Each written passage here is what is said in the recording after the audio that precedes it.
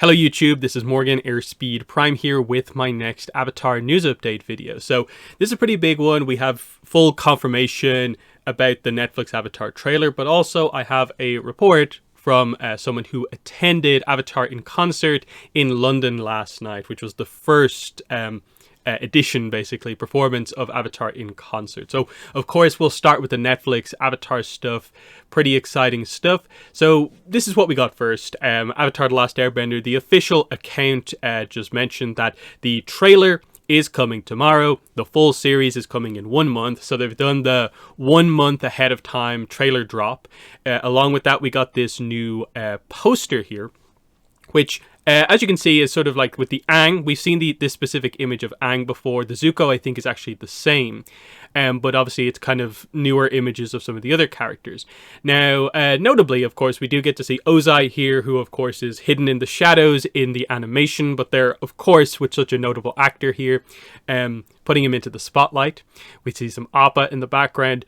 Azula being in the kind of main poster, quote unquote, that is probably one of the more interesting things. Now, if you saw the recent news about the kind of interview that I did in my last video, you'll note that some of the things they're kind of highlighting as the main differences between this version and the animation is, one, they're going to start with some, Air Noma genocide stuff, but also secondarily, they're bringing Azula into play earlier and doing more with her.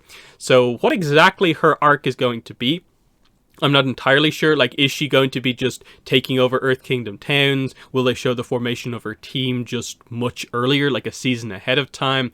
Will they have Azula and Zuko kind of clash, and this is where she comes to see him as a traitor, setting up the Book 2 stuff? We'll have to wait and see. Some background shots here, which, if I remember correctly, yeah, this is just the background of the Katara poster that we got the other day, and this is the background of the Sokka poster from the other day. So some of this stuff is just elements being added together. It still, as you can see, has that maybe over-edited style, which some people tend to like, some people don't tend to like, but it's the way they're doing their trailers, so that's interesting. But yes, the big thing that we are, of course, waiting for here, the trailer. They have scheduled it. It's up on YouTube on the official Netflix account. The timing, as you can see here, is the very specific time of 58 minutes after the hour, basically. So for me and a lot of Europe, it's 3:58 p.m. GMT. This, I believe, is 10:58 a.m. EST or 7:58 a.m. PST. Again, the link will be below to the trailer. All you have to do is basically click on it and it will tell you when it premieres. It will tell you the time in your own region, and that's probably going to be the easiest way for you to keep track of it if you want to watch it like immediately. So that's what they're doing here. Now, I also say down here, 2:29 minutes long from what I can see. Now, where I get that from, because it doesn't obviously tell you, is that there's a little trick you can do on like your mobile with trailers, which if you find it in the search, yeah, you know the way on mobile you can just like kind of hold on the video and it sort of auto plays in the middle of the search. Well, you can do that on an upcoming premiere. It'll just kind of load, but the upcoming will sort of switch to become a number. And in this case, let me see, can I get it going again? I'm not sure how clear necessarily this is, but you can see there 2:29 just about. Yeah, you can see it there. 2:29 when you hold over it. That looks like what the length of the trailer is going to be.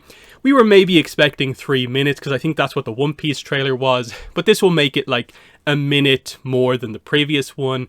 I suppose there'll be less need to intro things because it's the second kind of main trailer. So, you know, and then there'll be more footage, I suppose. Like, this will definitely, I think, open the floodgates, I'm assuming, on the series. And they'll be more willing, I'm assuming, to show us little clips and pieces in the build-up to release. Because I think they know it's going to be a mega hit. So that's a pretty important thing there. So, yeah, it is coming. I suppose when this video goes live, it'll pretty much be up, like, I assume exactly 24 hours, 23 hours until the trailer comes out.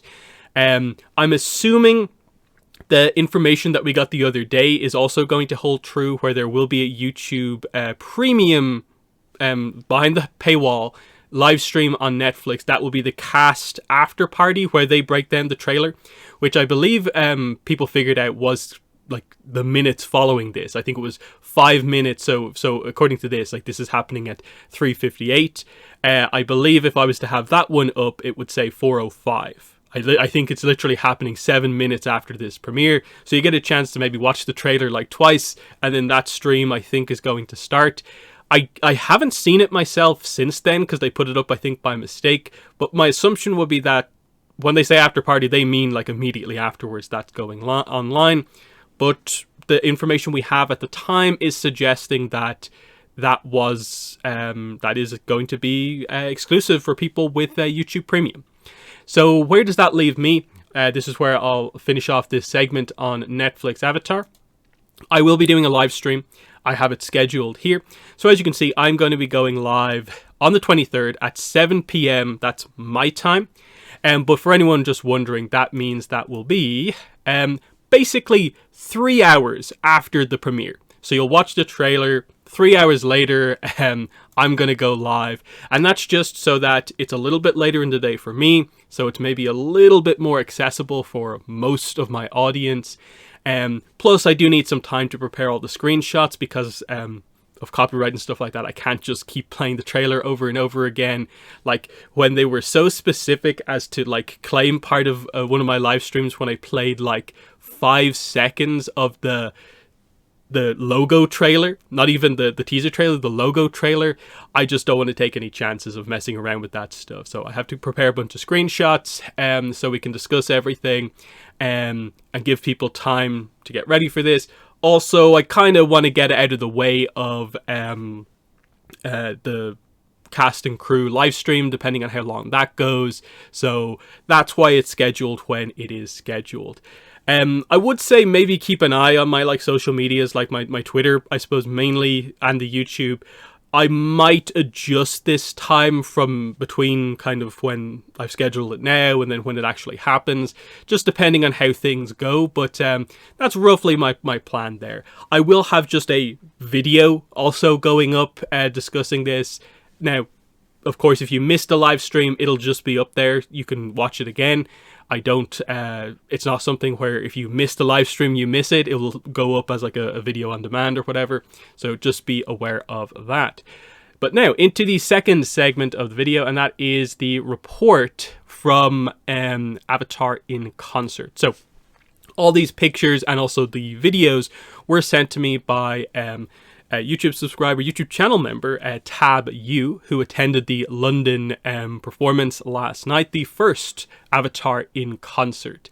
So a bunch of these pictures are just to highlight some of the obvious stuff here of like what merch is on sale, how was the setup like, who was there, that sort of thing. So as you can see here, in terms of merch, there were 3 things on offer. There was a t-shirt, a poster, and a mug. T-shirt for £25, poster for £10, and the mug for £15.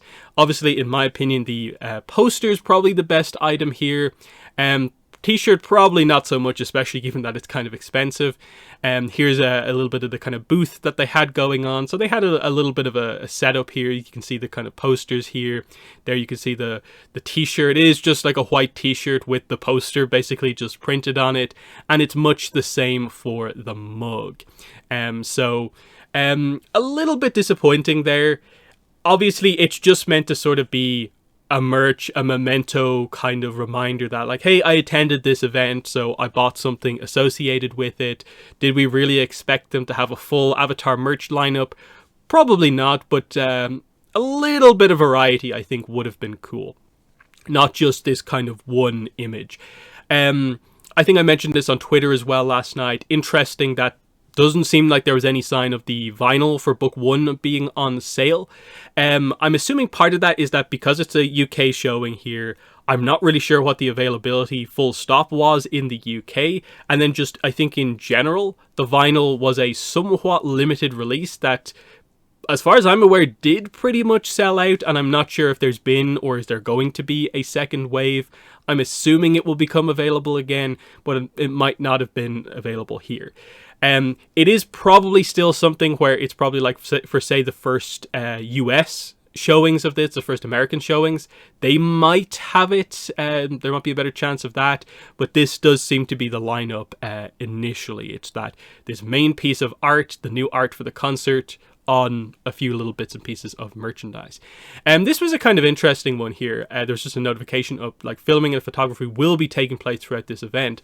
So my assumption there is that they, I suppose, officially recorded some of this because it was the first showing of the concert, and I suppose they just want to have that. So that's kind of an interesting one. Here you can see a little bit of course, the musicians kind of preparing there. Look at the kind of stage, and then the projector screen, of course, because they were showing clips and stuff like that as they were playing the music. Of course, they of course had Avatar Studios logo up there, I guess just before the start of it all. So you can see Momo on top of the logo, which is kind of nice. But you know, one of the first times the Avatar Studios logo has been properly used in a way where, like, hey, a new Avatar thing has this logo on it. So that is a very good thing to see. Another part of it is that Brian Konietzko, co-creator of the show, was there and is going to be there at the second showing in Paris in a couple of days. He gave a little speech at the beginning. Jeremy Zuckerman, of course, was there, but I believe he was a couple of rows back, based on the report that I have. Now, it seemed like Brian in his speech didn't really give any news or anything like that, but we know how passionate all the creators were about making the soundtrack happen, and I think Brian and Jeremy are actually really close friends, so I think this makes a lot of sense why he would be there really helping this to happen and just wanting to see the performance himself, I'm guessing. So really cool thing that he was there. Obviously, I don't think it means he's going to be at every single showing of this, but he's going to be at this London one, of course. He's going to be at the one in Paris. I wouldn't be surprised if he's at maybe the first US showing as well, given that it's a little bit away. I think it's in February, if I remember correctly. It's up on the website. But you can see Tab U was, of course, I think only third row back at the front here, so pretty good seats. Just more shots here of kind of what's going on during the kind of Brian speech. Here's an example of kind of what it was looking like as things were going. So you could see showing off, like, say, like Jet's theme here. Here's the conductor and everyone else. I think it was mentioned in the report to me as well. They couldn't really see Jeremy where he was. Similarly, some of the musicians who were using some of the more traditional instruments, which I think people wanted to see, people at the front couldn't see that because they had to try and see like through the kind of first few rows of people, and that's just an organizational thing. Maybe that's something they might adjust as they go forward, of like, hey, Avatar's the kind of traditional show, maybe we should showcase this a little bit. I believe it was mentioned that they did kind of during solo moments shine the spotlight on a specific musician, so I'm assuming for like Sungi horn bits and pieces, that's when that sort of stuff happened. Another look at the Avatar Studios logo. This is directly what I was sent in the email from Tab U about what tracks were actually played. So during book 1, of course, you can see here Katara, Into a Nighttime Sky, Agni Kai, Kyoshi Warriors, Fire Nation Territory, Roku Destroys the Temple. We're familiar with all this stuff because the book 1 soundtrack only came out a couple of weeks back. So it seems like, if I remember correctly, it was pretty much all in order. Maybe there was once or twice they maybe didn't quite do it exactly in order. But pretty decent showing, like 15 tracks is quite a lot of the book 1 soundtrack. Then we get into the book 2, because they were doing book 2 and 3 stuff here as well.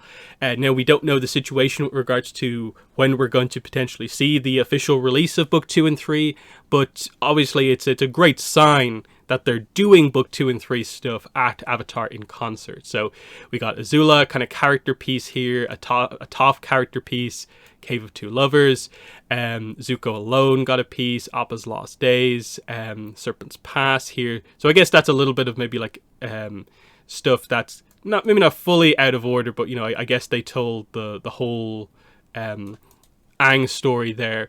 Yeah, Aang and Hope, Serpent's Pass, Iroh, Zuko's transformation throughout the book. So, you know, thematically, they maybe took little breaks to come back around to things. Long Feng and the Dai Li, unlocking the chakras. Book 3, interesting stuff here. So, the Painted Lady, Sokka crafting a sword, bloodbending music, Aang talking to the past lives. So, the fact that they did that one, like, quite early on, but also they did a lot of finale stuff here. So, like, of course, this is where the show, like, really first had its, like, orchestral music. So, of course, they're coming back around to that. That's that. Jeremy Zuckerman did a speech at the end, and then there was a bonus Secret Tunnel sing-along at the end. So, sounds like it was very, very enjoyable. Some of the other things here, I was told in the email, everyone in the audience was nice and friendly. A few people wore t-shirts, hats, I guess, related to the show. There was one Korra cosplayer there, and everyone that they talked to grew up with the show.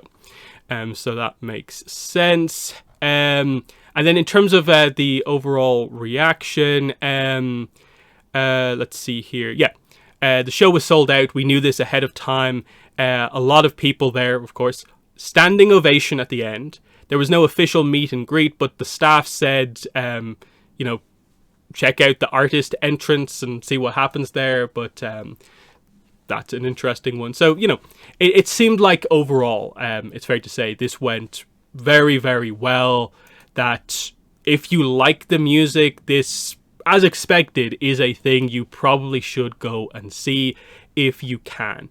Now, this obviously, a lot of this I think is very reliant on them playing in a lot of different places and locations to make it as easy as possible for people to attend. Because you can see, say, from like the merch, like, you know, you're not going to be going there and coming home with a ton of merch because there's relatively little on offer. So it's one of those things where, like, it's up to you about, like, if you want to put the time, money, effort into traveling to go see one of the already announced shows, or just waiting and see will they do one much closer to you than anywhere else. Like, for me, myself, I know I'm probably, it's only really going to be on the cards for me if they do one in Ireland, pretty much in Dublin. Then I will probably go if it all lines up perfectly, but otherwise, it doesn't really seem on the cards to travel to go to one of these, even if I would really, really like to. But anyway, that is basically the video. So yeah, once again, Avatar in Concert has started here. Oh, actually, sorry, videos. I almost forgot about this. I'm not going to play too much of this just because the copyright stuff is going to be a bit tricky. But let's just show some of this.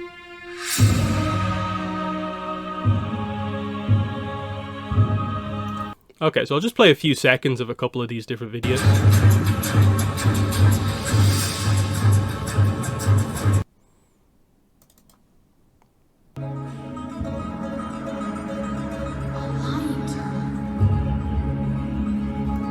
Yeah, and that brought up an interesting point. I was told in the report that there was a mix of tracks where the video behind it had like the characters' voices in it, and then there were some where they just took all of that out and it was just the visuals. So that's an interesting one here. What else do we have here?